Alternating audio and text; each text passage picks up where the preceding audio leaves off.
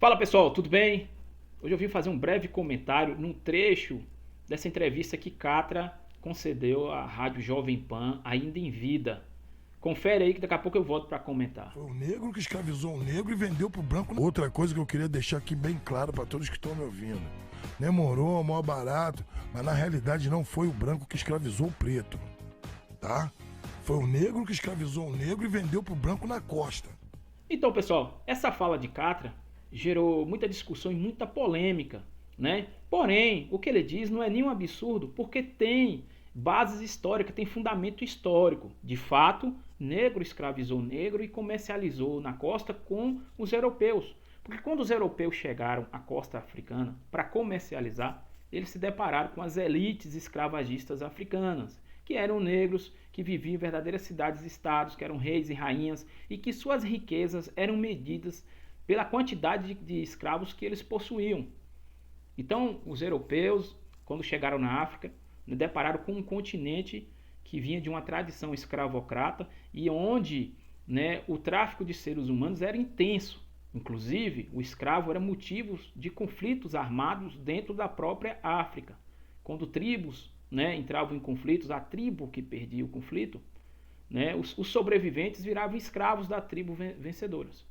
Né? Então, a senzala nasce primeiro na África. E não venham me dizer que a escravidão na África era uma escravidão branda. Né? O pessoal tenta romantizar, né, a escravidão na África, né? Dizendo que o escravo era mais bem tratado, virava membros da família, que era uma escravidão doméstica. Nada disso. O escravo na África ele tinha as mesmas sortes que quando ele veio para a América ou para a Europa. O escravo era escravo. O escravo na África, ele era sacrificado em rituais religiosos. O escravo na África, ele era obrigado a se suicidar quando o seu senhor morria. Porque era a tradição na África, quando um rei morrer, enterrar com ele os seus bens. E o escravo era considerado um bem e valioso, né? Como eu disse anteriormente. Então o escravo era obrigado a se suicidar ou muitas das vezes eram enterrados vivos, né? Então, pessoal, tudo isso não é de conhecimento do grande público, a gente lamenta muito devido às questões ideológicas. Mas você quer fazer essa pesquisa em casa, quer estudar a escravidão na África antes da chegada dos europeus, né, quer ter a comprovação que o que Catra ainda em vida disse aí, vou indicar a leitura de alguns livros para você aqui. Primeiramente, iniciar com essa obra aqui, de Alberto Costa e Silva, A Manilha e o Líbano. Também essa obra de Alberto Costa e Silva, A Enxada e a Lança. Tem essa outra obra de Pierre também, Fluxo e Refluxo, que conta também o tráfico de escravos com os portugueses e na África também.